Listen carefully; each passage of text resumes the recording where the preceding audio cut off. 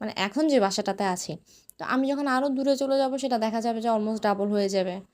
গাড়ির জ্যাম, টাইমিংয়ের কথা আমি বাদই দিলাম। তো কস্টিংটা হিউজ হয়ে যাবে এবং আমার নিজেরই সেটা আপনাদের কাছে এত বেশি দাম দিয়ে কেক প্রোভাইড করাটা আমার নিজের জন্যই আমারই খারাপ লাগে, যেটা সত্যি কথা। এটা হচ্ছে প্রথম কারণ। দ্বিতীয় কারণ হচ্ছে ডেলিভারি ইস্যুস আছে, পার্সোনাল ইস্যুস আছে, টাইম মেনটেনের একটা ব্যাপার আছে। তাই সব দিক ভেবে আমি কিছু সময়ের জন্য কেকের কাজ বন্ধ রাখবো। কিছু সময় বলতে এটা কিছু মাস হতে পারে, বছরও হতে পারে, জানি না কবে আবার ফিরতে পারবো। কিন্তু আপনারা কেউ মিস করবেন কিনা জানি না। তবে আমি আমার কাছ থেকে দূরে থাকা, এটা আমার জন্য আসলে অনেক টাফ। কারণ আমি লাভ লসের কথা পরে, আমার কাছে আমার কাজটা অনেক ইম্পর্ট্যান্ট।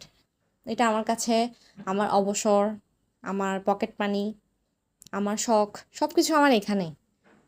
তাই আমি বন্ধ রাখছি, কিন্তু আমার ইচ্ছা থাকবে যেন আমি আবার খুব তাড়াতাড়ি যেন সব কিছু সেট করে ফিরে আসতে পারি। কয়েক রকমের প্রোডাক্টের কাজ করি আমি, আমার এই একটা পেজ না, এই একটা নয়, 9000 লাইকসের এই পেজটা না, ফলোয়ার্সের এই পেজটা না, এটা ছাড়াও আমার আরও দুটো পেজ আছে বিভিন্ন জিনিসের। সব কিছু একসাথে ব্যালেন্স করা, টাইম মেনটেন করা, এটা আসলে অনেক বেশি টাফ হয়ে যাবে। যার কারণে হচ্ছে আমি আমার লিস্ট থেকে কেকের কাজটা সাময়িক সময়ের জন্য বন্ধ রাখবো। এর বাইরে কিন্তু আপনারা চকলেটটা অ্যাভেলেবল পাবেন, সেটা হোম ডেলিভারি হোক, চিটাংয়ের মধ্যে হোক, চিটাং শহরের বাইরে হোক, সেটা ইনশাল্লাহ দিতে পারবো আপনাদেরকে।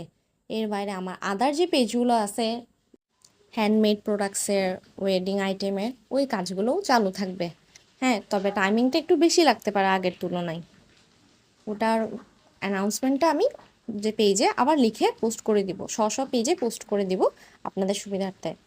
শুধু কেকের কাজটাই বন্ধ থাকবে, এর বাদ বাকি যত কিছু আছে ইনশাল্লাহ চালু থাকবে।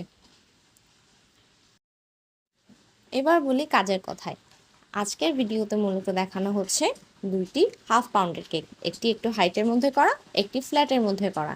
ফ্ল্যাট কেকটি হচ্ছে স্ট্রবেরি ফ্লেভারের আর হাইট কেকটি হচ্ছে চকলেট ফ্লেভারের। তো প্রথমেই অ্যাজ ইউজুয়াল স্পঞ্জ কেককে 3টি স্লাইসে ভাগ করে chocolate ganache and strawberry emulsion দিয়ে ক্রিম সহ ক্রাম কোট করে ফ্রিজে ঠান্ডা হওয়ার জন্য রেখে দেব। লাইটিং ইস্যুর জন্য পরের পার্টগুলো আমি আর শ্যুট করতে পারি নাই। আর এটা হচ্ছে ফাইনাল লুক। অ্যান্ড ভিডিওটা যে ফিল্টার দিয়ে শ্যুট হয়ে গেছে সেটাও আমি খেয়াল করি নাই। এখন এডিট করতে বসিয়ে দেখতেছি যে আসল কালারটাই আসে নাই, যার কারণে আমি শেষে কেকের ছবিগুলো অ্যাড করে দিচ্ছি।